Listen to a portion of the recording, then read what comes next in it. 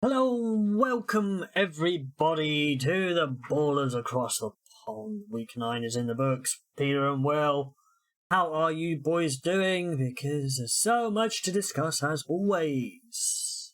Yeah, no, I'm great, Dilly. Thanks. Yeah, no, it's been a hell of a week. Some really good games. I'm gonna say now, but this season is looking like a doozy.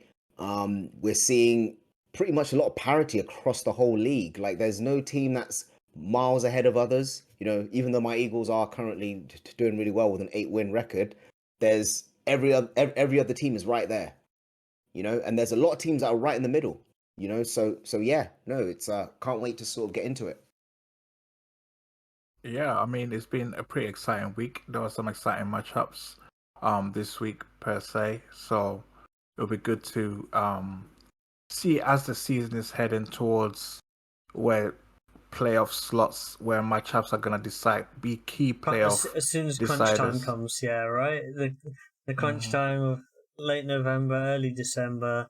Yeah. Going into the heart of December. Yeah, it's definitely going to be a great running towards the playoffs. But before all of that, we've got to talk about a little bit of injury news and some announcements from teams. Danny Dimes tore his ACL. Now, it's a shame for him. You could see that he tried a couple of plays to effectively push off, and there was nothing. Right? He just went. He just his leg just buckled and he went straight to the ground. Obviously, when you've got a torn ACL, there's nothing you can do. Yeah. What do we think this is going to impact the Giants going forward? Because next year he's still like 30 fully guaranteed, right? Yep. Year Yep. No. after, I think only is like 10 million guaranteed and that's injury guarantee. It's not like fully guaranteed. Like it's not like a partial guarantee on it. So, Yeah. do No. you I think they're think gonna have to drop it's someone? yeah. No. It's unfortunate for Danny. I think looking at it from like a Giants fan perspective, and I think I was talking to Pete in the pre-show after this. I think it's well known now that they are looking to draft a quarterback early in this year's draft. And I think New York was one of the places, Caleb Williams stated that he would like to play. But that's neither here or there. Either way, I think the team's looking to sort of move on anyway. Obviously he does have his money in it, and it's kind of cold because I always go on like the team Reddits, and I like to see what the fans are saying. People on there are generally saying he should call it quits as far as like continuing to play and retire off this, or consider the You don't options. retire off an I'm I'm ACL I'm injury. serious. They're looking It's at it from the just. case of Do look, you know like what? Do you know what the thing is? It's yeah, probably Cowboys fans and Eagles fans going onto the New York Giants Reddit. That's why you're New going to York Giants sometimes take Reddit. a bit. Yeah, Yeah, yeah. Yeah, you're but going to he's take a got little that bit with a pinch fully of salt. guaranteed contract, so he's gonna get his 100 million, and then he can become. I was saying to Pete, he could become a really serviceable backup in the league, one of the best even. If he continues to play and Yeah. with less wear Okay. and tear. So Let me. it's kind of like there are All options right. Let for me him. put it. All right. Let me put it this way. We considered Gardner Minshew pretty much the best backup in the league, right? Yep. Yep. Hey, Dubs will give him a run for his money this year. No, he's not giving a run for his money. He's better than him. He just want to give the Vikings 5 days notice. So because we haven't got a section on Gardner Minshew's performance, but he was the sole reason that the Carolina Panthers were in that game this week. Yep. He was awful. He was absolutely abysmal. And thankfully, another guy helped us out. We'll talk about him later on in the show. But getting back to Danny Dimes, I think he's much better than a backup. He's better than any of the backups by a long shot. All right, but do you think he can start over anyone else? Maybe Geno Smith? But who else? He can start over Jordan Love. Oh, but that's like a sideways step. They're potentially like they've got the same. Yeah, but I would rather. I'd take you Danny Dimes over Jordan Love. Yes, that is true. what I'm saying is he's not in like the bottom. He's not like on the edge of the quarterbacks like who are capable of being in this league. We know that we know that the Giants offensively have been mismanaged for a long time. They never seem to have anybody worthy of note on their offense. Yep. Minus Saquon Barkley. Yeah, the offensive line as well, like Evan Neal, I believe. Evan Neal's drafted. I think he's currently their right tackle now. He's not quite panning out. He's really not quite panning out He's at all. not quite panning out, and he's running out of time. So I think they're going to wait maybe another 2 years and see where he's at. But sort of bringing it back to Danny Dimes, like I think he needs a reset, but it's not going to be with the Giants. But who would be willing to take him in and sort of start from scratch, try and rehabilitate him? Because he's got skills. Like, don't get me wrong, he can throw the ball down the field. He's got amazing mobility. You know, Vanilla Vic. Surprising mobility, right? Surprising mobility, yeah. But it's literally a case of who's going to want to sort of rehabilitate him. You know, also, sometimes because these things take time. He's been obliterated in that pocket because the number of hits that guy took, like an injury like this was only waiting to happen because when you've got an O-line that isn't great, you put yourself in that situation. Yeah. Well, that's true, but at the end of the day, I think first of all, best wishes to him. Hope he comes back from his ACL fully healthy and he can recover to resume his playing career, despite what the fans are saying on the Red Race stop. So it's actually, it's bad when you hear a player have a major injury like that. But it puts the Giants in a bit of a quandary now because the question is, supposedly they're sitting there with less than the third or the second overall pick come end of the season. Do you go ahead and take one of Drake May or Caleb Williams, or do you pass on that and take somebody else? And the fact that they've given him this contract means that you can't really move on because it kind of means that you have a $40 million backup sitting on the bench. So they kind of box themselves in the corner, really. For the moment, that is the case, right? So basically it's just trying to surround him with the best talent that you can have and see if it's going to pan out in the end because so far, despite them getting to the playoffs last year, winning the playoff game, he wasn't the reason. It was kind of like the team was good, and Saquon had a phenomenal year. So that is the case. So it's tough. I mean, I don't see the Giants getting a quarterback unless they get a quarterback, and I don't know. I mean, what are the cap implications? Because are they going to eat $40 million and trade him? Man, Dable's trying to win. It's whether you can eat. Yeah, it's a $30-something million cap hit. So Dable's trying to win. Well, they can eat that because it's not like the minute it starts going to the $40 million territory, teams don't want to eat that. But around $30 million. No. Let me check the exact amount. That being said, like teams want to win. Like if you look at the best teams, like in recent memory, it's $47 million. No chance. Yeah, if you look at the best teams in recent memory, like teams have moved off a guy. They've moved off a guy. Carson Wentz with my Eagles. Harry Roseman was not afraid to move off him after paying him because he understood he needed to win. It wasn't a $47 million hit though. I know, but it's Sean McVay. Same thing. Actually, go ahead, Dilly. It's a peculiar one, right? Mm-hmm. Because it's pre-6 of the 1st of June trade. It says it's a $33 million hit. Right? Is it pre-1st of June or post-1st of June? Pre 33. Post is 23.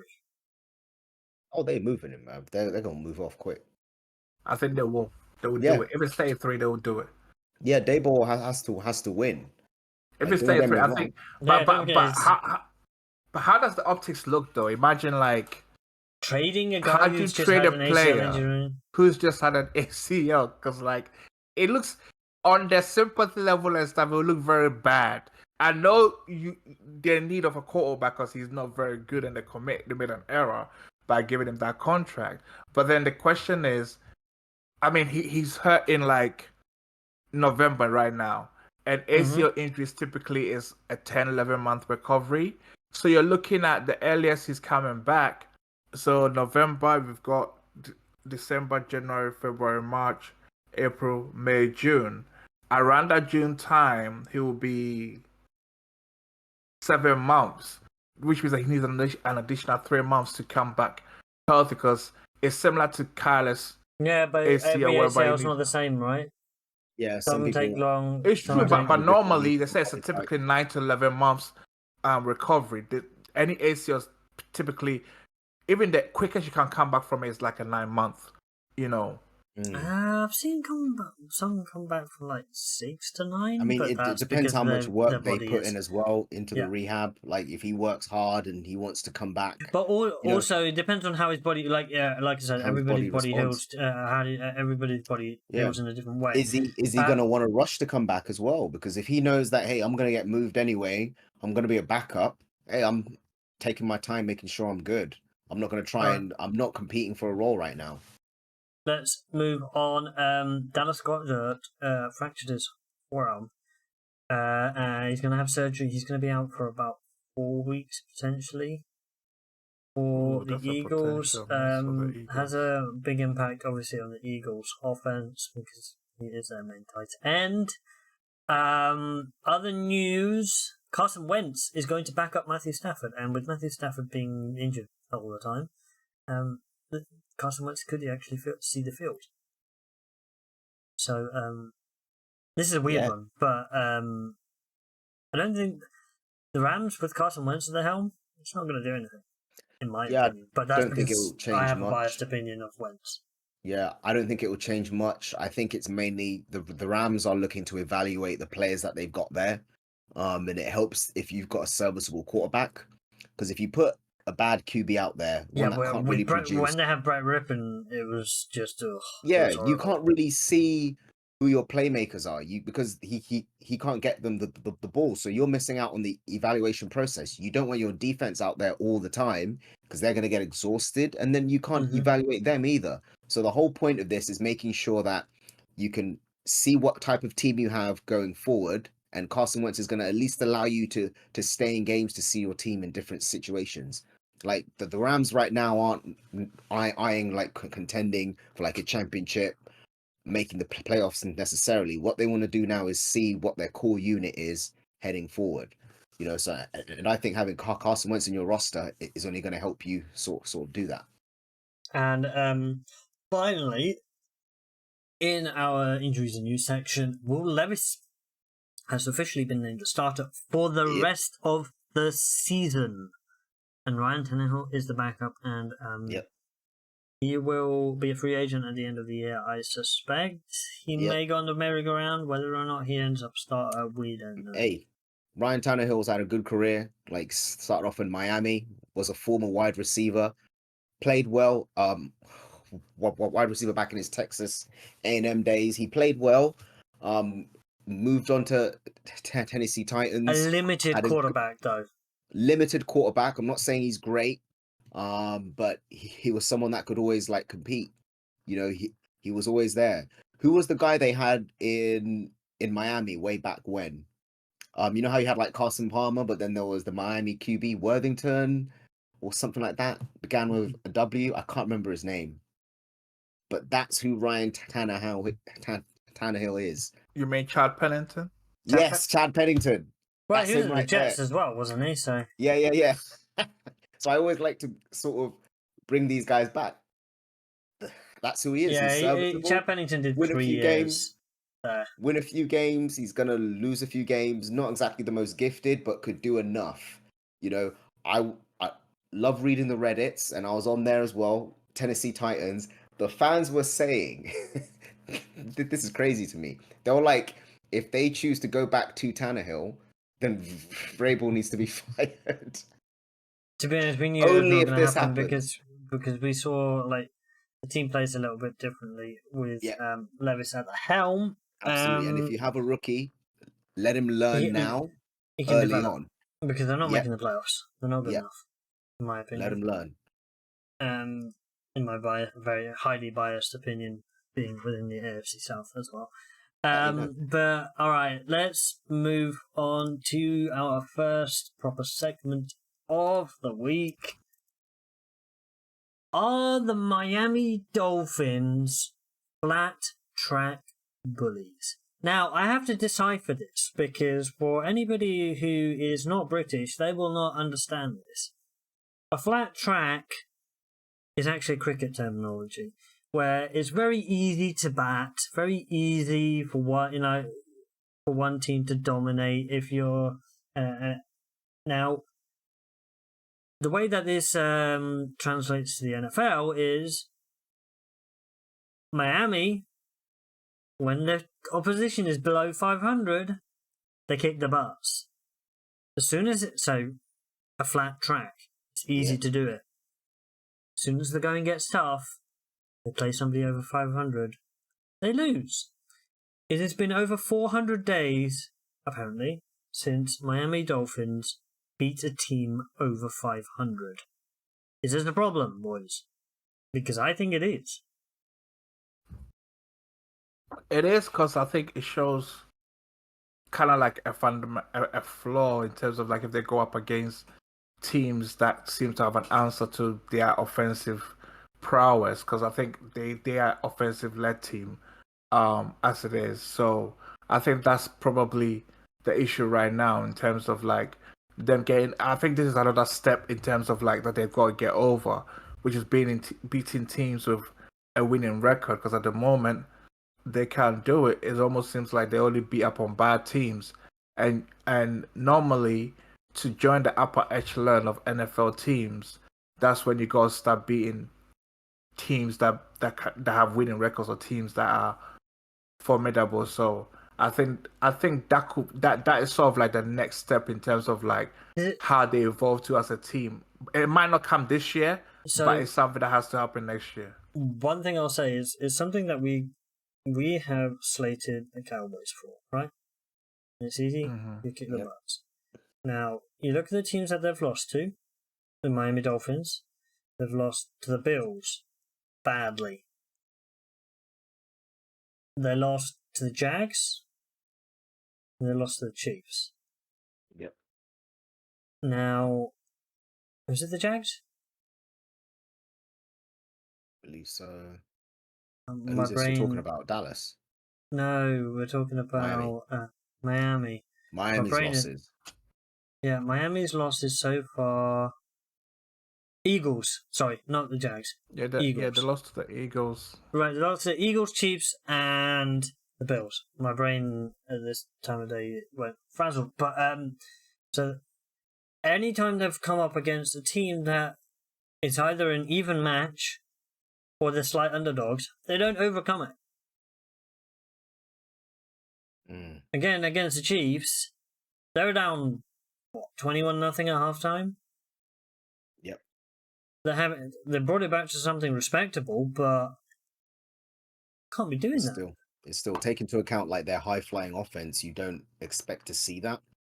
You know, they couldn't move the ball down the field quickly. They couldn't move the ball, yeah. So I think it's a case of, I don't know, because it's different sides of the ball here. You know, Kansas City's sort of defense. You've got to look at the defenses that are out there. They're very strong unit. And also each time this happens, like I said, there's more tape out there on how to stop them, especially with a high flying offense like they have. There's a lot of coordinators that are learning from one another. Like there's almost like a fraternity of defensive coordinators, you know. So like I wouldn't be surprised if there's some calls happening like, hey, listen, you guys did a really good job, man. What did you guys do? I mean, we're not in the same division, you know, so you can let us know, like, what did you do over there? And it's like, yeah, we did this. Good luck. If you look at the schedule coming up, they've got Raiders this weekend. They're expected to win that. Now, they play the Jets twice. Yep. Obviously, divisional rivals. Now, Jets offense is playing really bad, but the Jets defense is playing lights out. Lockdown. For how long, though? For how long, right? It's been able to... Are they able to get ahead like how the Chargers did yesterday? They got ahead enough that the Jets defense are going to be on the field a lot because obviously the Jets offense are going to have to try and push the ball, right? Yeah. They've got the Commanders. So Commanders, Titans, you expect them to win those games. Mm-hmm. they've got 2 games against the Commanders, Titans, Raiders, right? So they should get to 9 wins at least.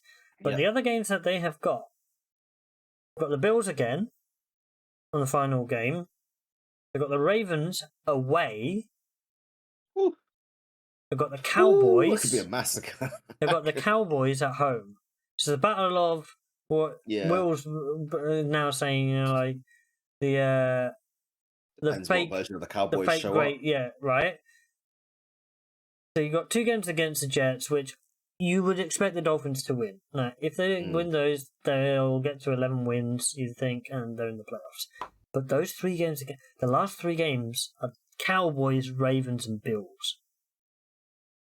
That is a gauntlet. It's gonna be a massacre. But if they win say for example, they run the table, they win those 3 games. Yeah. The momentum they will have going into the playoffs will be very good.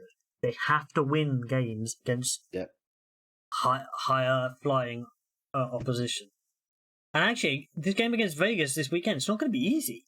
Yeah, no, that Vegas team is a different team right now. Yeah, they seem to be a little bit of a different team because like the vibe is completely different. Completely different. Yep, they're ready to play. So you can't everything you've seen so far. You almost got to throw that out the window a little bit. Offensively, defensive scheme wise, they're still the same, but they're playing with a different attitude and a completely different approach and a different happiness as well. Yep, in the locker room, and morale has a big difference on how a team plays.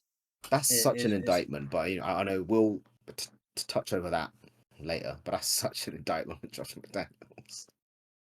Well, the thing is, at the end of the day, we'll find out if the Dolphins are for real or they're just frauds in it. So we'll find out. With the Cowboys, my only comment is that the Cowboys, when you said that... Can you leave the Cowboys... We'll get there.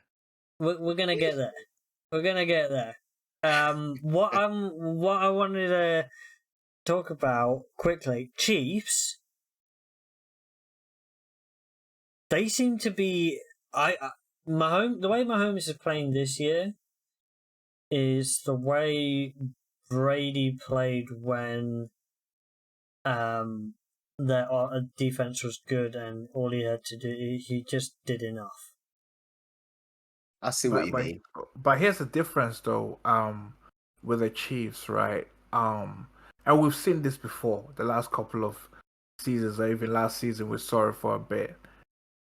In the I liken them to a bit. Here's a football analogy too. Last season, remember Manchester City? The first half of the season, they were like picking up results. They were not in top form. They lost some games. And they were sort of like just being close by. The minute we crossed over into the second half, they just waited for the Arsenal implosion. Not really. They've done it before. I know. You know what? Man City always do that all the time. For people that don't know, Peter's an Arsenal fan, so that's why I'm just giving him a little bit of. My analogy is like it's like Man City. It's like the Chiefs are like the Man City of the Man City of the NFL in the sense like the first half they don't particularly play well, right? It's like an extension of their training camp and stuff. But getting into the later part of the season, they fix it and then they become like hot, like red hot. The reason I won't say that's the case this year is because the Chiefs don't know who their good receivers are still. But last season they had the same issue, but they figured it out. I don't think it was as bad. Getting into the playoffs, they seem to be worse this year. I think they're realizing. But they wanted to. But they realized that they needed to run the ball. Yep. And now they do run the ball, and still, like anyone who isn't Kelsey. But here's the thing: not good. I trust Mahomes. I trust Kelsey, and I trust Andy Reid to find an answer. Mahomes and they will find the answer. Mahomes is scrambling a lot more this year. He's using his leg. If you look at the progression, they showed it in the game. That you look at the progression, year by year, yards per game, him gaining on the ground, it's an upward trend. And why is it an upward trend? Because the pieces on the other side, it's a downward trend. So if you've got worse pieces and they're covered, Well, they're still offense dropping. has to come. They're still dropping because obviously it's Mahomes, right? You can't not cover them. So then Mahomes scrambles out, gets the yardage himself. He puts it on him to get that yardage, and that's the impressive thing about him this season. All right, let's move on to the next section. Peter, can we give the Cowboys some credit now? Because I know Will's eyes rolled all the way back, but I'm asking Peter because you had some comments on the Cowboys. So I might as well come to you first. Can we give them some credit? Because I don't think any of us expected the Eagles to have been taken this far, because we were saying now the Cowboys are a little bit a bit of a soft interior, not physically in the interior of the defense, but soft interior in the sense when they're going to get tough, they're not going to win. Or they're not going to get even close to win. Because that is an indictment that people have been saying about them. So, Peter, do you think they deserve some credit in the way that they played in this game? I don't know. Maybe a little bit of credit. And here's the thing. I don't really do moral victories. At the end of the day, you win or lose. And they lost this game. Even though they put up a fight. And it's always a close matchup because Dak has been very good against NFC East opponents. All right. So we can give them credit from the standpoint of making it a very interesting, a very classic top game. Like it was end-to-end action, and they matched the Eagles in some aspects. But the final drive, the Eagles defense proved that they are cut above the Cowboys offense O-line, in that particularly regard. because they just completely obliterated them, right? So they did it when it matters. I'll give the Cowboys a little bit of credit, but not credit yet, because here's the thing though. Like when we was talking about the Miami Dolphins earlier, about how they beat up on the bad teams. Cowboys do this every year. They'll beat up bad teams, make the playoffs, and lose to the top teams along the way to making it to the playoffs. So they don't tend to beat winning teams a lot season after season. Would you say sort of like their trademark? This game was more of a matter of inches than we've seen in a while? Because CeeDee Lamb wasn't that far off, right? Man, that was scary, boy. No, he wasn't. And he wasn't. And then, what's his name? Ferguson. No, Schoonmaker. It was Schoonmaker literally on the goal line. And before that, Ferguson was touring up the Eagles' defense anyway. He was doing his thing at that, and they could not cover him. The one man who definitely tore them up completely was CeeDee Lamb. 191 yards receiving. Yeah, that was not. No, but what I mean is that Ferguson. Yeah, but Ferguson as well. He was a safety blanket. He was exactly, but but in this game, CeeDee Lamb really showed up. But here's the thing, though. I don't like how they use CeeDee Lamb in the end zone. He's your number one wide receiver, and that's what gets me frustrated about the Cowboys sometimes. Who did they target? They targeted on the final play. They targeted, was it Tolbert? Yeah, I'm like, look, it's the final. Here's the thing.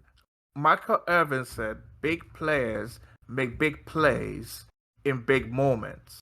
At that moment in the game, you go to CD no matter what. Like, I'll give you the example, right? Peyton Manning. In a big moment, there's only two people he would be going for. Reggie or Marv? Dallas Clark. I was going to say more Marv / Dallas Clark. Yeah. Because Dallas Clark is a big body, right? End zone, red zone, yeah. Yeah, but the reason why I said Reggie or Marv is later on when Marv retired, Reggie became the go-to guy. Yeah, he became he literally just but I get what you mean. Is it Marv was the go-to guy. He wanted that first down, he's getting that. It's going to Marv. That's it. Like in critical situation, goes to Marv, right? This is what is mind-boggling about me, right? About certain receivers, like so I'm gonna take a bit of a trip back to memory lane, like. Andre Johnson, for instance, right? He was one of the top receivers during his time. What kills me when I look at his records and his stats is that he never had a double-digit touchdown season. He had all those yards, and he never had double-digit touchdowns. Same with Julio Jones. And those receivers were fantastic. But for me, if you are the guy, you got to get double-digit touchdowns. I got to go to you when the game is needed. And that's why sometimes the diva receivers there's a reason why the diva receivers were born. Like T.O. will be like, yo, Doc, like before you break the huddle, I need CD to start telling Doc that when we're in the fourth quarter and the game's on the line, you look for me. I don't care who's out there. Look for me. Like Jamar Chase said a couple of weeks ago. Let me just finish this point. What did he say when the Bengals were struggling? He said, "I'm always effing open." 7-11. I'm just reminding you. Do you want to know a big thing this year for CD is? Do you know what the completion percentage is when they throw at CD? I'm not sure, like 70-80%? 70-80, yeah. This year, 79.2%. There you go. Right? Yeah, but they moved him. It doesn't matter, but it doesn't matter, right? If you want a reception, you go to him, right? You go to him. 80% chance. Yep. Of it being a reception. Big time. You got to give it to, and he's going for over 100 yards a game. He's the hot hand that game, right? No, but I gotta say, but I'm just talking about him generally as his stats, right? Year 1, 58 yards a game. Year 2, 68 yards a game. Year 3, 80 yards a game. Now he's at 103 yards per game in 8 games. That is consistent. Yep. That is consistent, and I think he stepped up to be. I remember a couple of weeks ago, early in the season, when the Cowboys' offense wasn't clicking, they were having those losses.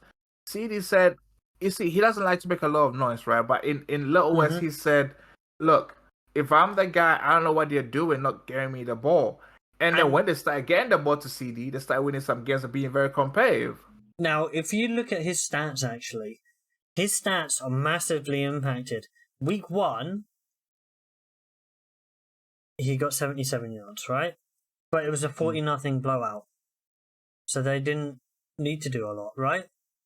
The game against New England, he only had 4 receptions for 36 yards because they absolutely pummeled them on defense.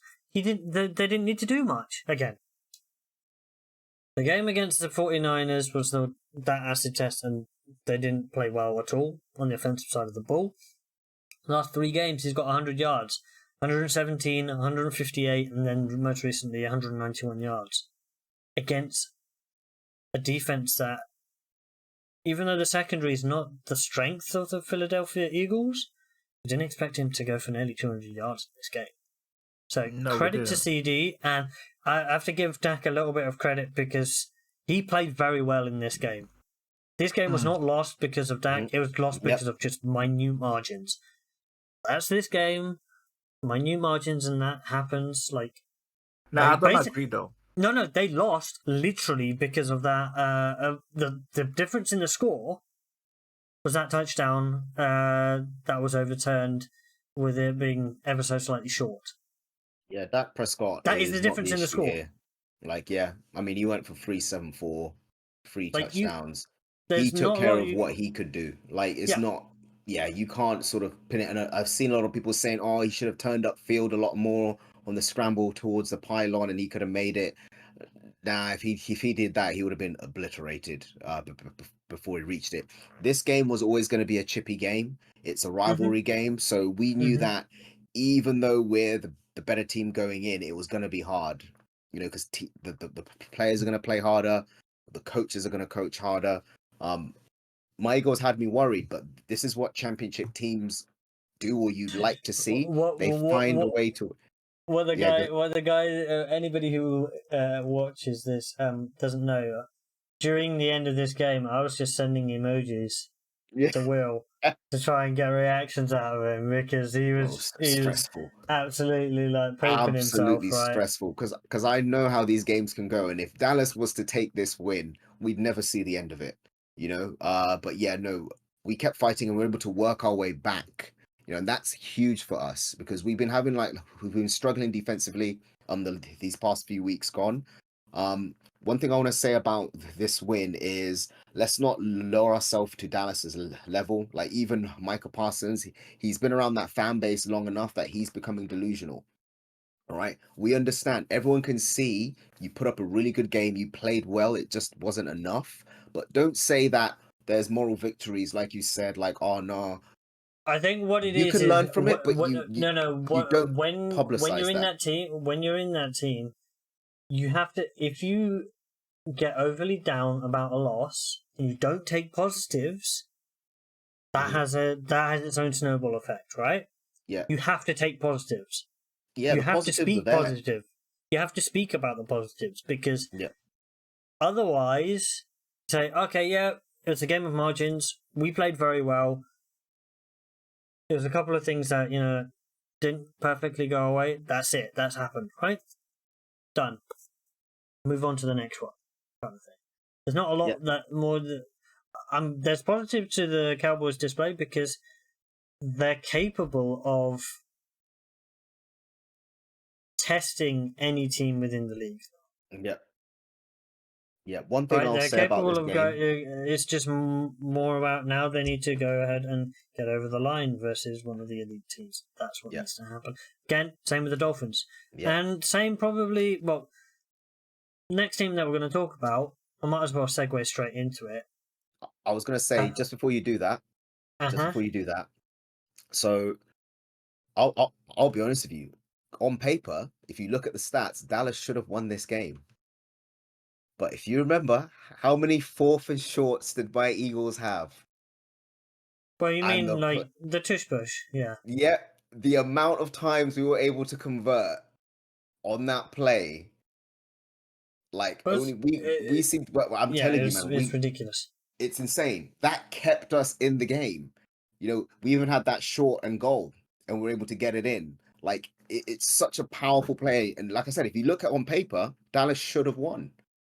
If you just look at the stat if you look at the stat sheet, that's going to be another debate in itself. Like this, but that's gonna it's effectively what the commentators actually said. It's effectively Eagles starting on 1st and 8 every single drive, because literally you've got to get them outside of 2 yards. Yeah. On 4th down, to prevent them from even thinking about doing the tush push. All right, let's move on to the next team that we want to talk about. So, are the Buffalo Bills pretenders? Ooh. And that's a key question, because they're extremely inconsistent, as far as I'm concerned. Now, you look at the stat sheet from this game. Josh Allen, not that impressive.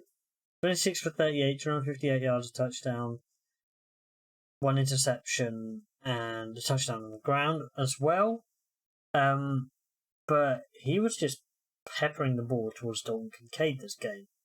And Khalil Shakir, Stephon Diggs had 7 targets, 6 receptions, touchdown in the game, but Gabriel Davis didn't even have a catch in this one. The hot hand from the previous week didn't even get anything, 2 targets and no receptions. Yeah, I think he had one that was I don't think it was called back. I think it was what was it, PI or something, I believe. Whatever it was, didn't show up on the stat sheet at all.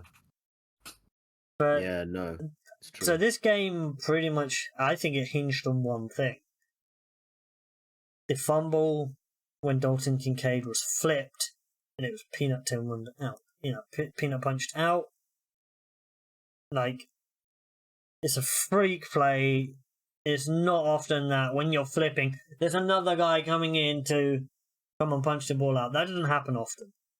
And it's a freak occurrence, but they're in the red zone at that point. Yep. And then Cincinnati go down the other end, and I believe they went and scored. So that's a big swing in terms of the scoreline. Peter, do you think that the Bills are too inconsistent to be able to get deep in the playoffs? Or do you think they're able to switch it on later on? I don't see them consistent enough. Well, I think they'll make the playoffs, but I think all the shouts before the season about them having a red shot at the Super Bowl is not convincing right now. I think they'll make it, but to have a deep run, you're right. I think that the inconsistency is going to catch them out there. But then also, it always, like I said, sometimes when it comes to playoffs, it depends on the momentum. Could they build momentum for the last 3 to 4 games of the season? can they turn around that way and get on a hot streak? And that So might help them because right now they're inconsistent, but then they're too talented not to make the playoffs, even with the inconsistencies. All right. So we look at the schedule. We always talk about the schedules. Next 3 games before their bye, because their bye is week 13. Broncos at home. We expect them to win that game, right? Win that, yep. Jets at home. They've already lost to the Jets. They lost in that first game of the season. They'll be up for that one. I don't think they lose that one at home. I think they will have the motivation to win it. Right? Yep. Eagles in Philadelphia. That potential could be a loss there. I'm not sure how it'd be the Eagles in Philly. The Chiefs in Kansas after the bye. Right? No, they can't do it there. Cowboys at home. That they will probably do because the Cowboys. Here's the thing: the Cowboys might play into their hands. They'll play down. Depends on how. Right, that's an acid test for both teams, right? Because they're both going to have positive records at that point. Yeah, but the Colts, I give those an edge because it's a Buffalo, and Cowboys are used to playing in that cold weather. Josh Allen is used to it by now. Then they travel to LA December 23rd for an away game. Chargers? Oh, that they probably will win because the Chargers, they sometimes are. Depends which Chargers turn up, right? Too. Yeah, so it's a battle of inconsistencies, the battle of the inconsistencies, right? Yeah. And then they play Patriots and Dolphins in the last 2 games. They've already lost to the Patriots when they shouldn't have. Well, they're going to win. Because here's the Bills. If in division, when they lose to an opponent, the next round they usually win because they're motivated by that loss. But like we're saying is, we can see them losing at least 3 more games. At least. Yep. Potentially. They could lose more than that. If they lose more than that, they're in danger. At the moment, as things stand, at 5-4, they're not in the playoffs. So other teams are picking up wins. Now, so obviously, at the moment, the AFC North, the entirety of the AFC North is in the playoffs. They still have to play each other a fair bit, so that will kind of you'd expect that to even out. Yeah, so we're looking at around minimum 7 losses on their record, and then if they lose like a few more, well, not a minimum, an expected probably 7 losses. Expected, yeah. And then if they, if they lose 7, they have a good chance of making the playoffs. But if they lose 8, then 8, it's going to be 9, difficult. yeah, that's it. It's going to spiral. Yeah. So now we look at the other side in this game. Bengals look really good. Yep. They look Yep, they do. Where's this game at? Is it being played in Buffalo, Cincinnati? So this was based in Cincinnati. But if you look at Joe Burrow's stat line, 31 for 44, 348, and 2 touchdowns. See, but here's the thing, though. You would expect Cincinnati, the Bengals, and the Ravens to make it out of that division, but with the way but I mean, I think Burrow's back to his usual self now. Yeah, I think that's the key for them, right? Yep. Yeah. He's back. Like the health issues seem to be gone, and now he's just playing with rhythm. And the defense makes turnovers in literally every game, so that helps them a lot. Well, I think, like I said, the defensive line is pretty good. But it's the linebackers, though. Those linebacker duo are elite. So Pratt? The Bengals, Pratt and who's the other linebacker? Hilton? Mike Hilton? No, he's a slot corner. Yeah, Logan Wilson and Pratt. Yeah. I'll probably say right now, they're the top duo. I know the 49ers have Warner and Greenlaw, but Pratt and Wilson are my top 2 right now, like tandem linebackers that are doing it. And the fact is weird because they play for the Bengals, they don't get the coverage they need, but those 2 are making plays each game. They're outstanding. They are certainly defense, man. they are certainly playing well. All right. Speaking of another team in the AFC North. All right. Are the Ravens the new kings of the AFC? They have laid down some really strong foundations. So I think they potentially have the meanest defense in the league. Would you think that now? They're the stingiest. Mm. And their offense is clicking. They found a running back who is extremely fast. Yep. Keaton. Came out of nowhere, but they. This is what Ravens fans have been saying it. That they wanted to see him get more touches, and then he goes and gets a house call. But they've laid down a whooping of a couple strong teams in the NFC. We expected this to be a closer affair against the Seahawks, and they kicked the butts.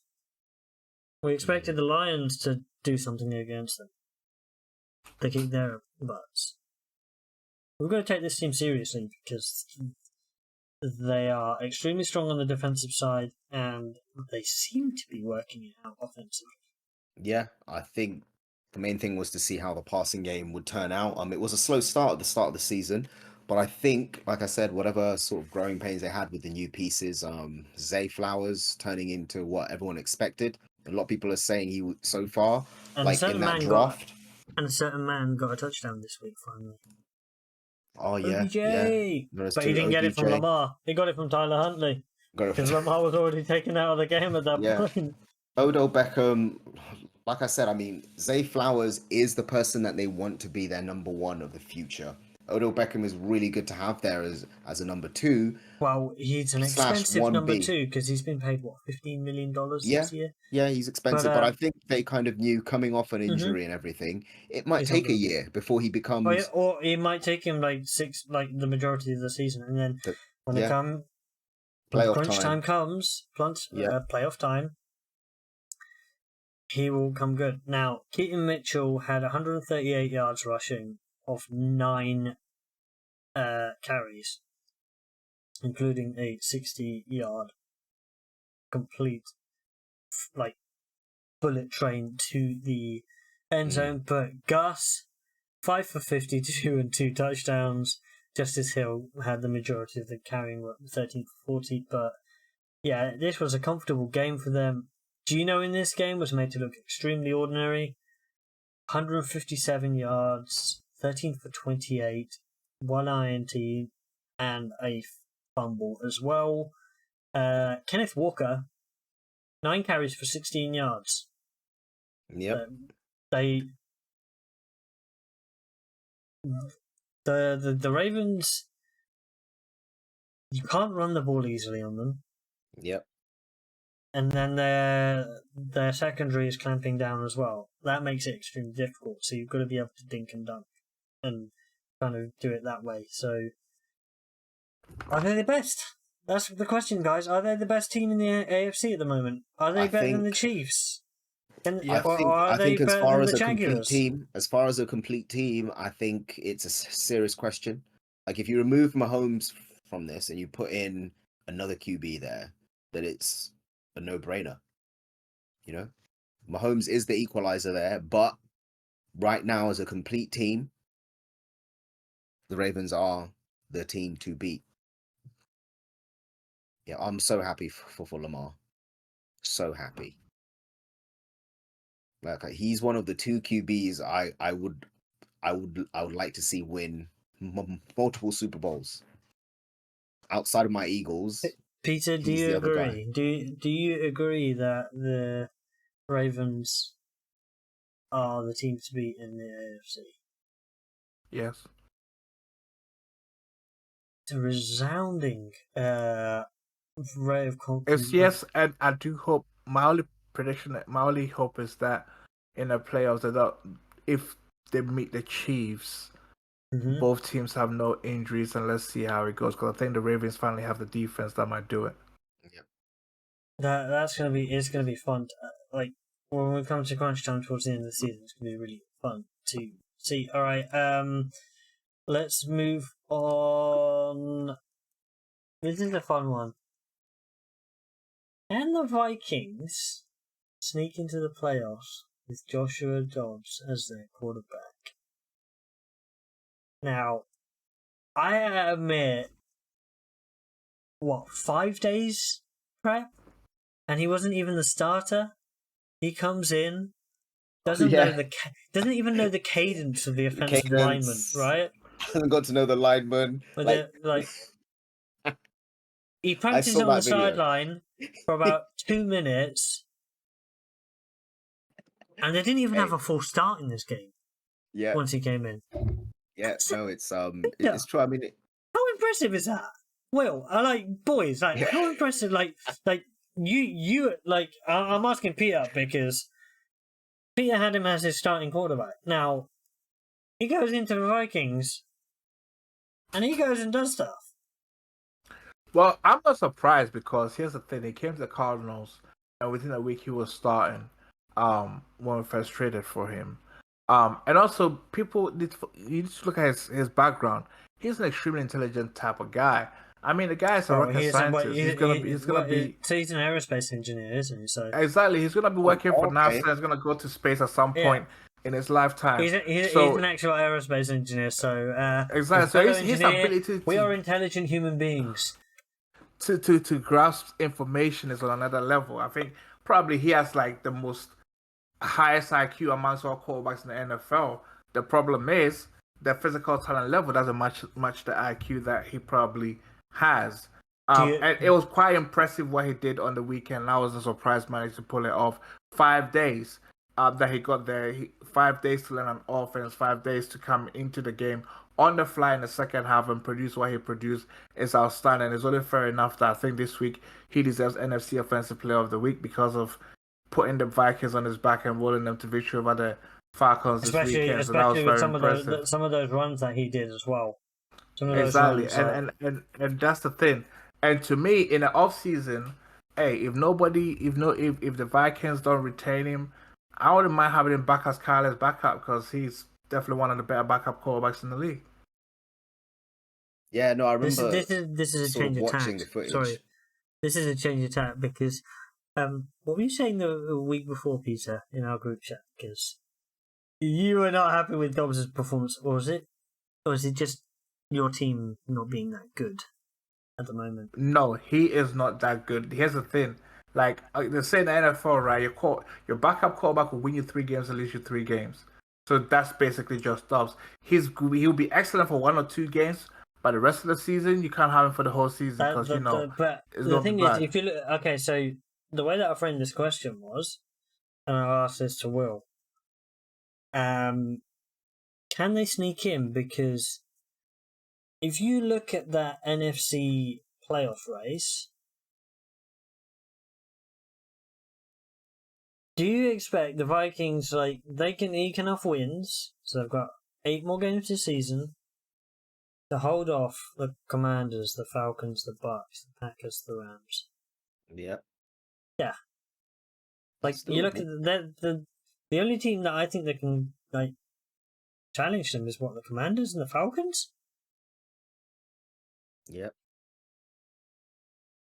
Because Tampa are going to lose too many games. I think right now they have an outside shot at making the playoffs, Vikings. But it all depends on looking at the schedule. Exactly. It all depends on how the next couple of weeks is going to pan out and how Dobbs, having Justin Jefferson back from PAP will help in terms of going forward. But they have an outside chance, especially the NFC is weak division, so weak conference. Leading up to their bye, they have the Saints at home. They travel to the Broncos. They have the Bears at home. They win those 3 games. They get to 8 wins. They get to 8-4. That puts them in a great spot to make the playoffs, though. Mm. And then you'd expect they'd only need to win 1 between them and they play the Raiders, the Bengals, the Lions twice, the Packers. So, do you think a 9-win team can get into the playoffs in the NFC? I mean, it's tight. Like if you look at like other teams' records as well, you know, I mean, at this point in the season, there are a lot of teams that are record-wise, they're sort of right there, with, you know, with 5 wins, 4 losses, you know, etc. So there's a lot of teams that are kind of like at the same level right now. So assuming this pattern carries on, and teams will sometimes lose as many games as they win, you could end up with things being really tight in terms of spaces this year. Like there's no sort of runaway teams. I think particularly more on the AFC side of the side of the league, that it's going to be a little bit tighter. NFC, I think a gap could literally just appear where it's just going to be 7 teams completely locked in, or 8. There's only like 7 and 8 going for it, and the rest have just cast away, and they're actually going for a divisional title. This will be a divisional title or nothing for them. That's basically the NFC South we're talking about. Yeah. So now we will move on to our play of the week. So, Peter, what's your favourite play of week 9? My play of the week is Keenan Allen defying gravity to make an absolute spectacular catch last night. Yeah, to catch the ball, turn your body 360, maintain the possession before you fall to the ground was impeccable, and it was an amazing catch. It was one of the best catches I've seen or witnessed in this beautiful game. So yeah, that's my play of the week. He did his thing on that catch. Probably catch of the year so far. And can I tell you like a few things about that? Having played offense, this is like some really interesting little tidbit here. So you're probably thinking, why did he rotate? He rotated. Why did he go that far? He rotated in such a way so then the ball can be jarred out by the ground. Yep. So you rotate with the ball into your body. Not just that, but that adds a split second. It's about creating moments to secure the catch. So you're lengthening the process of the catch. If he'd caught it one hand and went down on the same side, there's less time to secure that catch. So it's almost as though by sort of rotating on the spot, you're giving yourself, we're talking like 0.4 of a second, 0.8 of a second to try and secure the ball and make sure you've got it. You know, so it's small things like this. Players make these plays subconsciously all the time. So that was really cool to see. And if he snagged the ball initially with one hand before he rotated, that is... Oh, it takes some doing. All right, my play of the week is Cole Kmet's touchdown catch. Now, I think it was a hell of a play. It wasn't rated that highly in the NFL's top 15. It was within the top 15, but it was kind of like early on in the top 15 of the week. I think this was really impressive because the way he just like dominated the defensive back to actually to get that touchdown. And it made a big difference for them this week as well. But speaking of somebody who made a big difference, Will, what is your play of the week? Yeah, no, I've got to go with Kenny Moore for the Colts. Which one? Which of his pick sixes? Which of his pick sixes is the most impressive one? Both, that would be great, but I'm probably going to go with the second one. Only because, like I said, it helped clinch, and it was more of the wow factor. Because you get one pick six, that can happen, but to get the second one, I think that was the complete wow factor. Like a 60-yarder as well. Okay, wait, hold on. My little caveat to the pick sixes is this: didn't Bradshaw just throw him the football? Yep, it's true, but a lot of things have to happen. So. What it seemed like, so on the second one, it was a screenplay, right? Yep. But I think the running back, either he airmailed him, I haven't looked at the film, or the running back was expected to be further ahead further up, right? And he was too close to him. So all he can do is airmail him Dink because over he the had top, guys in yeah. his face. So and it just went like that, and he just went, and you see him just breaking on it. It looked a lot worse than it did. I'm of the opinion that he airmailed it because the minute there was like I watched those two picks, the minute there was a hint of pressure, he tried to get rid of both the balls very quickly. And normally your feet is not set, you're reacting to the pressure, so that plays a part into it. A little caveat very quickly. Bryce Young, watching him this year, he's gonna have to make sure his fundamentals are strong because I don't think he has the arm talent to make those kind of throws. You know, there are certain quarterbacks that we know that even when their feet is not set or they don't have the right footwork, they could do it with just the arm strength. He doesn't have that. All right, this is going to move me on like really well, actually. Howie, go get Kenny Moore. No, his arse. Whatever. It's rumored. I know He but did it's always ask. you are rumored with every person under the sun. All right, a baller of the week. Speaking of someone with arm talent, Peter, who's your baller of the week? CJ, the man. CJ Stroud, the franchise. out of Ohio State University, a university which apparently cannot produce a quarterback. Bro, one game made him like the best Ohio State NFL product ever. One game. It wasn't one game. Like, no, it wasn't. You guys were not. It's a bunch of games, but this one put him on the map. Do you know what makes me sad about this performance? Who had the record? Rookie record. Most passing yards. No, for most passing yards in a game. No, it wasn't Peyton Manning. No, it was Cam Newton. No. It was Andrew Luck. Oh, I thought it was He Cam. took it off my boy. Oh, he smashed it though. He didn't just take it off him. He smashed that record.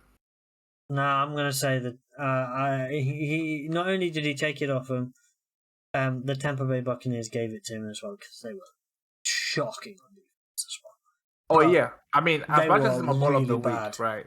They were absolutely bad, and that's why I put in my chat earlier in the week. I said Todd Bowles should never be a head coach. He should just commit to being a DC for the rest of his NFL career.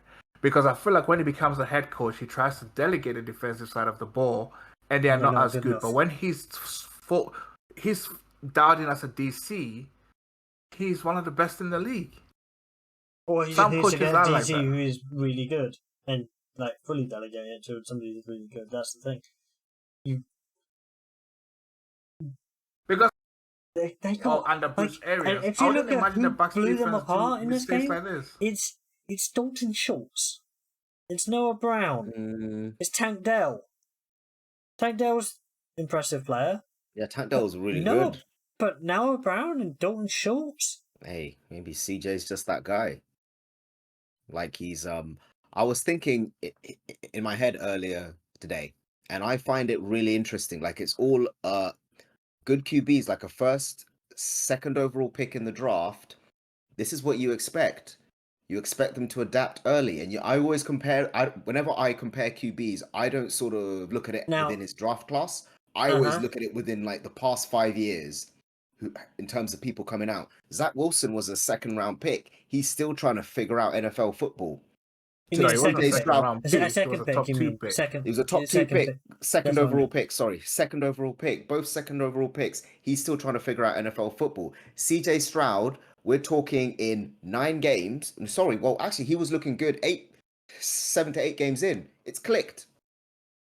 He's figured it out. That's your second overall pick at QB. That's what it should be. Now, what I will say, there's an honourable mention for Baller of the Week in this game. He's not named CJ Stroud. Tank Dell? No. He doesn't even show up on the offensive or defensive stat sheet. He's an offensive player. He's a blocker. No. His name is Dario Ogunbowale. The running back Oh yeah, he was outstanding. who came on and kicked a field goal in this game. Because the kicker got himself hurt. Bloody hell, man. Kaimi Fairbairn got himself hurt. He came on. He was doing the kickoffs. Kickoffs were going for touchbacks with him. Is he from the UK? That's the second question. He's a running back born in Milwaukee. Born where? Born in Milwaukee, Wisconsin. In Milwaukee, Wisconsin. Oh, wow. Okay, never mind. Country boy. Country boy. Well, that's not country. Milwaukee is not country. That's a city, right? But still, that's still very much like. Nah, do you know what it is? Step in and kick. Are they Australian? Are they British? No. Okay, so he was a full sport athlete. Dilly, okay. I've been to the US, right? And unless you are in LA, New York, Atlanta, US literally have like 5 cities. All the rest of the states, their capitals are still country. Milwaukee's I've been to town. Columbus, Ohio State, and it felt country to me. That's meant to be their capital. Because, bruh, their cities outside of the main New York, Las Vegas, LA, so they're country, bruh. So, Gumbawale, his parents are from Nigeria. But at high school, he played American football, our football. There you go. Basketball and track. There you go. So it's our the kicking is definitely from our football. And you see his technique in the way he kicked the ball. He kicks the ball like a striker, like straight up striker. Yeah, it's a very what they would say, football technique. It's a very particular technique. You can see that he could kick the ball. He's an emergency kicker. And hey, massive props to him because the pressure though to kick a field goal. Yeah, even if he didn't get it, I don't think anyone sort of would have been mad anyway. Did you see Baker Mayfield's reaction when he kicked the field goal? And he's like, he just kind of, that smirk, like. What can you do? A running back has come on and kicked a field goal. Fair play. He's like, seems about right with how our season's going. Why not? Running back kicks the field goal to win. Well, quick one. Do you know what I said? I said after the Bucs scored their go-ahead touchdown, I said they gave CJ too much time because 50 seconds. Already? Yeah, and Todd Bowles. No, hold on. The reason why I say but with the way the game was going. He had been killing you all game. So that 46 seconds was nothing. And also Todd Bowles made a critical mistake. He called a timeout so that the Bucs could go ahead and score the time. He should have called a timeout. He should have let the clock run in so that by the time they scored, it would have been less time on the clock. Yep. And especially when they won with seconds remaining in the game. Mm-hmm. There was only 6 seconds on the clock. Well, I believe mine and your baller of the week is someone else. We've already talked about him a lot, but who is it? Baller of the week? Yeah. Is this the same guy? It's Kenny Moore, isn't it? Yeah, it's got to be. It's got to be. So you've doubled down. There's no denying. I said in our group chat before. So obviously, Houston was in the early slate. I was like, CJ is ball of the week. It's already a lock. It's not even a... And then Kenny Morgan goes, he might not even be the baller of the AFC South this week. All I'm saying is the scruff of his neck. Do you know what some guys asked me? Some Pats fans like, is Kenny Moore the best DB in the league? No. They were being hyperbolic to me, but it's more of he might get the best slot. Is he the best slot corner in the league? Maybe. Yeah. Because what I've seen is he gets involved in blitz packages. Yep. You see him get tackles for losses a fair bit. Mm-hmm. Yep. And he's obviously involved, mainly out of the slot. Yeah, I mean, if Howie Roseman's after him, then he must be good. But all I'm saying is that You gotta chill with your Harry Roseman stuff. know, Harry Roseman's not buying any I'm never, players. I'm all never the let it players in go. the NFL. But You gotta relax here. Okay, the so here's reason the why- thing, right? yeah. As much as here's me playing devil's advocate, as much as I like the fact that you got 2 pick sixes and it never happens in the game on a regular basis. I'm gonna be a bit of a Debbie Downer here, okay? Oh, you can tell CJ, Bryce Young, so it doesn't really It was matter. against Bryce Young. He got No, thrown. he threw it to him. That's the thing. He didn't it's not like he picked it wait off a of minute. it. Bryce threw was it to throwing to a him. position so that what I his say is, offensive player was not at. No. Okay, He looked at the cornerback and said, "Here you go, Kenny. Catch this." but But he Alright, caught it. That's the key point. He caught it. The thing, he's a DB. He caught the ball and he took Yes, it to the house. That's a the big thing, deal. and he didn't get caught. No alright, one, no one sort of, how can I say, winces when a DB catches a ball broad daylight and then just drops it. Everyone is like, yeah, I mean that's why they're a DB, you know. Yeah. But just sort of think about it. We might not see this happen in a game for half a decade. Yeah, that's the thing, and that's why That's why it's a big deal. That's why it's a Alright. big deal. Moving on, Week 10 preview. We've got 4 games out of the week that we want to talk about. Game number 1, 2 teams coming off bye. 49ers, Jags. Teams are getting healthier. Debo's good to go. I think that's going to have a massive impact on how the 49ers play this game. Mm-hmm. What do we think? What's the key to this game? Because these 2 teams don't see each other that often. They're both extremely dangerous on the offensive side. And this game, so this game is in Jacksonville. Mm-hmm. 49ers are 3-point favorites. Who did the 49ers acquire just before the bye week? Chase Young. So he's had, we're talking about nearly 2 weeks now. No, but Right. in the bye week off. they're not there. In the bye week you're not allowed. You're at home. You would just be studying at home. Oh, okay, all right. Because I was about to say that's a good amount of time to sort of get acclimated. They don't practice really. They get time off in that bye week. Yeah. Okay, all right. But that's still going to Generally. be, that could be the difference maker in this game, because you're used to having that 49ers defensive front, which is really good, serviceable. But now you've got 2 dogs on either side. Obviously, Bosa is still number 1, but they kind of understand each other. Remember, they played together at Ohio State. So I wouldn't be surprised if they have like their own sort of timings mentally in their head, so they kind of know where each other's gonna be every moment in time.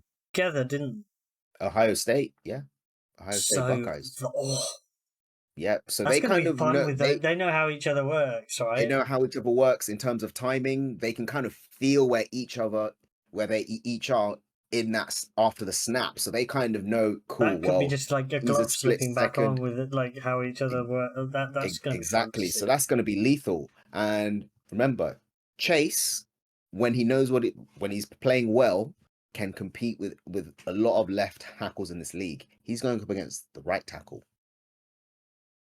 so that could be a mismatch right there, you know. But then again, the Jaguars have been that team that no one has really talked about. They're still kind of like no big deal, but they're quietly 6-2.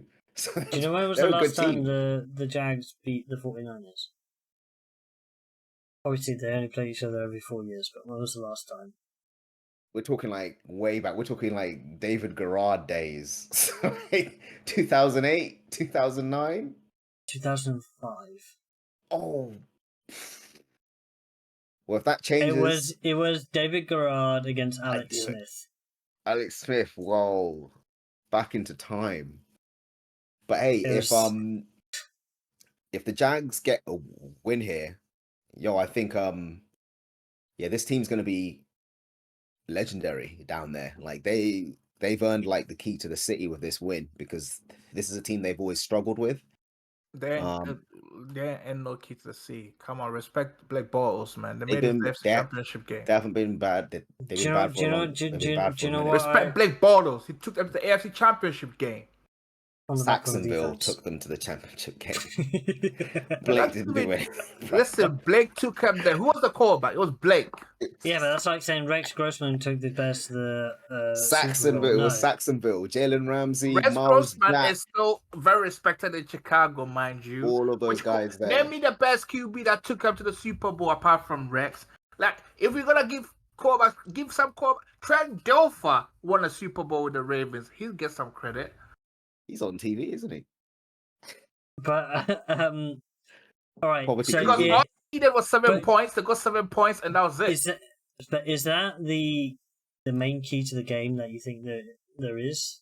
Like this one is how Chase Young fits in to that rotation. Yeah, or do you I think that's gonna change the sort of dynamic of that. Or do you defensive front. think how the Jags defense deals with Brock Purdy and what they will cause him to make errors?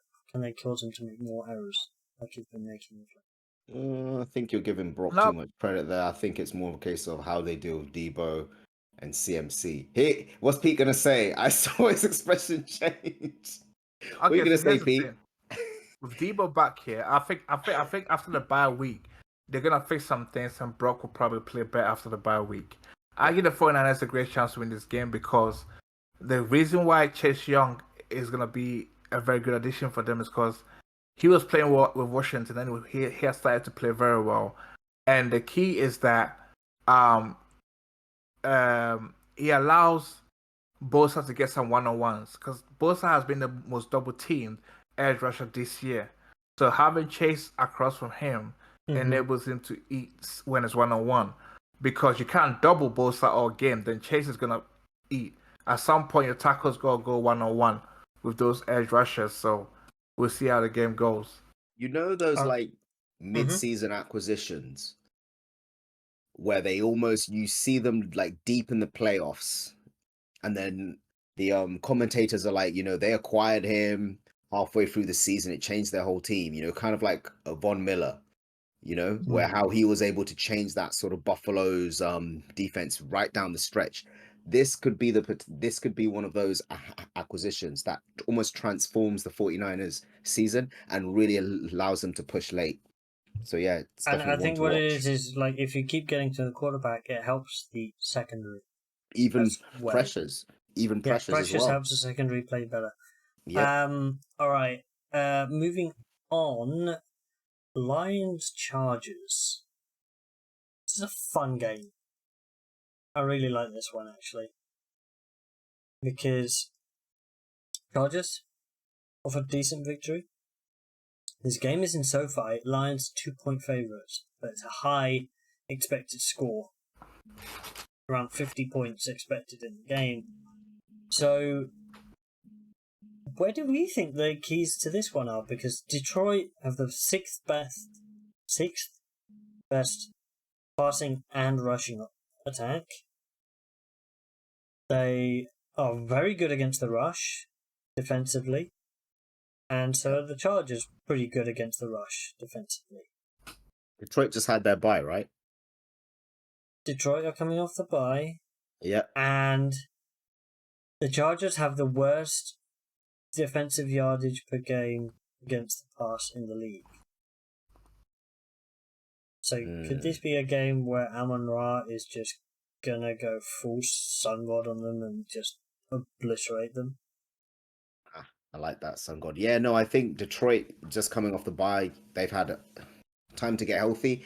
And also, like I said, they can sort of prepare mentally as well. So they can really, like the coaches, even though the players don't practice, the coaches get time, get that extra week to sort of really sit down and work out how we're going to sort of dismantle this team. And if we know something about the Chargers, is that they are a little bit lacking in terms of adjustments and adapting mid-game. So the way Detroit's playing right now, I expect them. This should be a comfortable win for them, in my opinion. The only reason I give the Chargers a chance is really because of Herbert. If he just goes on like a Herbert madness. was abysmal last night. Yeah, but all I'm saying, if Herbert like belts up and just goes on like a madness. No, It's unlikely. No.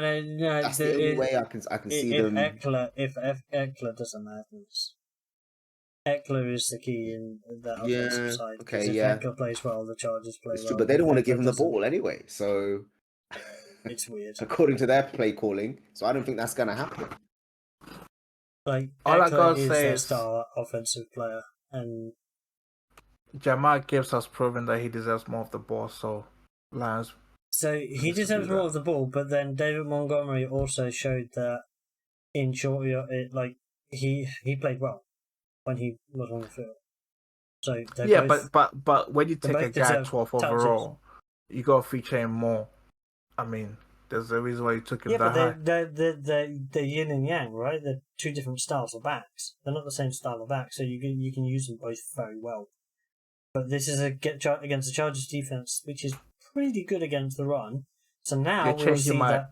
Listen, you're messing my agenda. I'm on a Jamar Gibbs agenda right now. I know, Okay. but I'm on a Lions winning agenda. Listen, we've beaten enough kneecaps. Okay. Now let's go for ankles now. Okay. Let's All break right, some ankles. next game I want us to talk about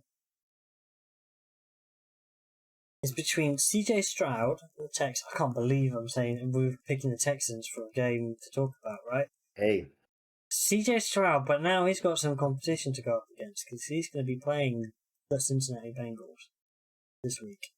And ooh, That's an interesting one because right now we gotta find Bengals are out. 7-point favourites in this one. yeah, this They is deserve it. to be 7-point favorites because the Bengals, they're a complete team. They got the weapons and offense. The defense is playing at a high level right now. There's a huge test for CJ, because this game kind of can give us a bit of a truth. Even if the Texans lose the game, will his performance be decent or at an acceptable level? But say if CJ comes out and Weapons throws, out. 2 or 3 INTs against But his he doesn't defense, do doesn't that even crack generally. 200 yards passing yards, then we could say the Bengals defense. We know the Bengals defense are better than the Bucks defense, but then it's a case of CJ's got 190 on the season, so Yeah, two. he doesn't No, he's got throw one. a I lot think of he has one. interceptions. He's pretty But clean. what I'm saying is that okay, so against the Bengals, right? Is he gonna have a decent amount of game? Let's say 1 touchdown, maybe 2 touchdowns, no interceptions, and keep going even if the Texans lose, or will he pull off the upset for the Texans to win?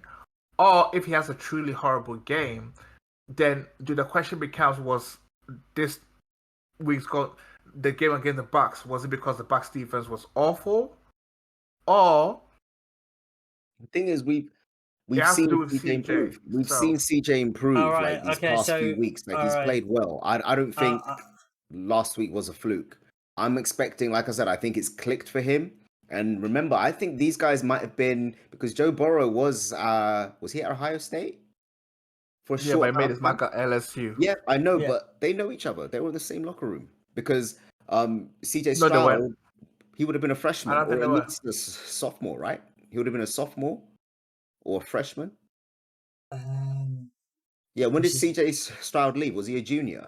No, no, actually, no. He would have CJ had to be a junior. Stroud was there between 2020 and 2022. I think Burrow was in the. Was he already gone? Like literally, he came in his last season or the year Yeah, he Burrow had transferred left. No, yeah, over. Burrow got drafted in 2020, so he was never there. Oh, okay, so he obviously okay. All Yeah. right, but yeah, still. So this is pretty good. Like I said, I'm expecting it to actually be a bit of a shootout. Like I said, I think it's clicked for CJ. The game's slowing down for him. He's got weapons. I'm gonna He's pump got the brakes. weapons. So the reason why I'm gonna pump the brakes ever so slightly. So he's gonna be expected to throw the ball a lot, right? Mm. But his pass completion percentage this season is 62%. That's still good though. I mean, It's okay. It's reasonable, right? yeah, I 62% is think reasonable. it is, but you gotta understand that NFL quarterbacks, even to be a good NFL quarterback, you're expected to be completing 60% of your passes. That's the standard barometer. Anything less than 60%, and you're not And spoken you're about awful. highly. So at least he's passing that metric. So you look at the games that they've played recently. So it was the games against Carolina, New Orleans. He struggled, like less than 200 yards passing. The first 4 games he played, like let's say he played a reasonable game against Baltimore, like in terms of numbers, but they got handily beaten. Mm-hmm. They were in a large hole against Indianapolis. Played well second half, but like he had 384 passing yards, but it was nowhere near enough to be able to even win the game. They were so far behind. Like playing a soft defense, like defense was playing soft, and last week was the impressive thing. Now you're playing against a team who's winning, who's rolling in the right direction. This is a crunch match for him to show. All right, I am the guy. I am this great player. Talent. But Bengals wise, we expect them to win, right? Yep. Now they're going up against defense, which is pretty good against the rush, but not so brilliant against the pass. Bengals can't run the ball, so neither team can run the ball. So it's going to be a battle in the sky, really. Mm-hmm. You think? So I still think Cincinnati wins, but I think the spotlight in this game is how does CJ Stroud play again? I'm trying to keep up against Joe Burrow. That's what it is. But speaking of 2 AFC North teams, the Browns and Ravens match up this week. Peter. The battle of the mean D's. So I'm really excited for this game, and I'm looking forward to watching it this weekend because this game is the battle of the two top defenses in the NFL. It'll be interesting to see what Lamar can do against the Browns defense. Ravens has an advantage because they have good offensive pieces to maybe score some points and win this game. I don't expect this to be a high scoring game. Yep. That said, do you know what the over-under is? What's the over-under? 38. That is low. Yeah, that's low because they expect the team to win probably with 20 points or so, or even less than that to be able to win this game because both defenses are playing at a high level. Ravens are 6-point favorites. Exactly, and then probably for Cleveland Browns to have a chance to win this game, then Deshaun might have to start using his legs a bit more. I mean, I think since he got back, he's been reluctant in terms of using his legs to move the chains. When I watched him play, I don't think he's looked that good. To be honest. Well, throwing the football he hasn't, but I don't know if he's trying to throw the football. So, I mean, I've watched games whereby there's been opportunities for him to scramble out and pick up the yards with his feet. Like, he has that ability. So he might need to do that because Lamar certainly will do it if the Cleveland defense gives him the opportunity to. He will make the runs to pick up yards and carry the team forward. So I think we've seen a Deshaun Watson, Lamar playing head-to-head. Those two QBs will also be a matchup to watch. But ultimately, it'll come down to the defenses and which defense is better on the day. So the kickers in this game are going to be very important because if points are scarce, the kickers will be important for this game. So if you look at Deshaun, like second, third, fourth year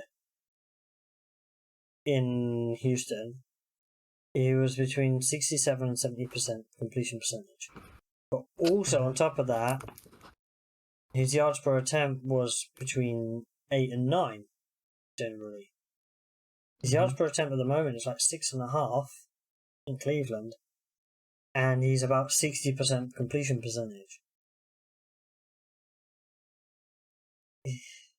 I haven't seen, like, the flashes that we've seen are from the receiver. It's from Amari Cooper doing something amazing, not him doing something amazing. Yes, I know. I think I don't know if it's a case of how do we put it? How long? Because I don't. But then you would have expected that towards the end of last season. There's a new season where he's been available, so it's kind of like one of the ones whereby you don't know if he will ever get back to the level he used to be at with the Texans. Because remember, he missed a lot of football during the ban and everything, and what he went through that off season, all that kind of stuff. So I don't know if he's ever gonna get that form back, but hopefully the belief with the Browns, the belief is that he'll get back to that level. If he doesn't, it will be the worst trade in NFL history. Oh, no doubt. Yep. From worst a trade and money contract. Perspective. Yep. Because you can't. Well, that's why I they didn't have to pay that much. They were sort of betting. I mean, that's why I said with this game, the kickers are going to be very important because I think the points will be scarce. So field goals might be very important in low scoring games like this. He's got the diamond boot. If your kicker is not, I mean, you expect Justin Tucker is very consistent. So, I don't know who the Browns kicker is, so somebody in the room next door who's definitely going to have an opinion on this game because my brother's a Ravens fan, so he will say that they're going to kick their butts. But yeah, it's going to be fun. Well, if you like defensive football, it's going to be fun. It could be utterly boring. Yep. Because it could be just not even smash plays from defensive players. It could just be grindy. Yeah. I mean, I love those type of games because I'm a defensive guy. When the Super Bowl was completely and utterly grindy, remember that? Was it the Rams? Yeah, but that was the Super Bowl, so all eyes were on that. People wanted action. I was bored.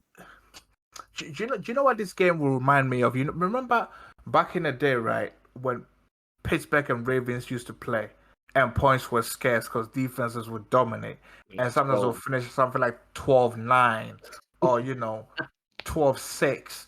This could be that type of game whereby defenses are like, "Hey, we coming to play now." We have had some NFL punt zone of late, so hopefully there's some offense in this game. But yeah, don't worry, they'll get a game like this and they'll try and change the rules again to help offense because they're not happy with the TV ratings. But all right, there we have it. Our week 10. Yeah, week 10 preview. 10 in the bag. Yeah, so we'll be back for another episode next week.